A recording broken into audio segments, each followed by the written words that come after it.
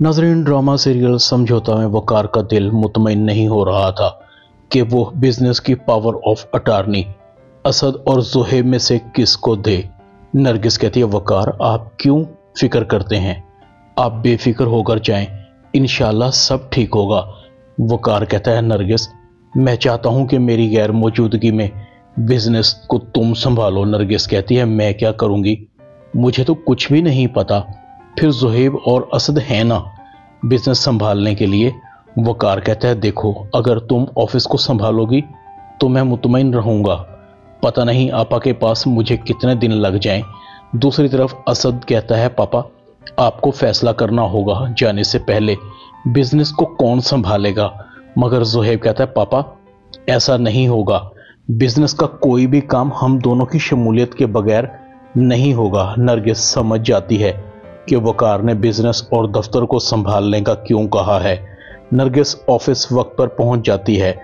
असद नरगिस को ऑफिस में देखकर हैरान होता है। नरगिस आंटी, ये हमारा ऑफिस है, यहाँ तरह तरह के काम होते हैं, ये आपका कोई किचन नहीं है जहाँ कोई रेसिपी तैयार होती है, आपको यहाँ आने से पहले हमसे पूछना चाहिए था। नरगिस कहती है, ये फैसला मैंने खुद नहीं किया, बल्कि वकार चाहते थे कि मैं ऑफिस में उनकी जगह काम को संभालूं, और यही चीज़ असद को भी बुरी लगती है।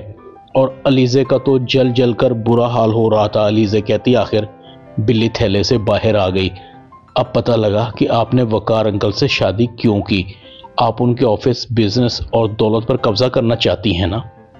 अलीज़े की बदतमीजी हद से गुजर रही थी। अलीज़े नरगिस पर हाथ उठाने की कोशिश करती है। नरगिस अलीज़े का हाथ रोककर अपना जोरदार थप्पड़ अलीज़े के मुंह पर मारती है। असद कहता है, आपकी जुर्रत कैसे हुई मेरी बीवी पर हाथ उठाने की। नरगिस कहती है, अभी तो सिर्फ हाथ उठा है, वो भी इसे तमीज सिखाने के लिए, कल कुछ भी हो सकता है, इसे कहो कि अपनी हद में रहा करे।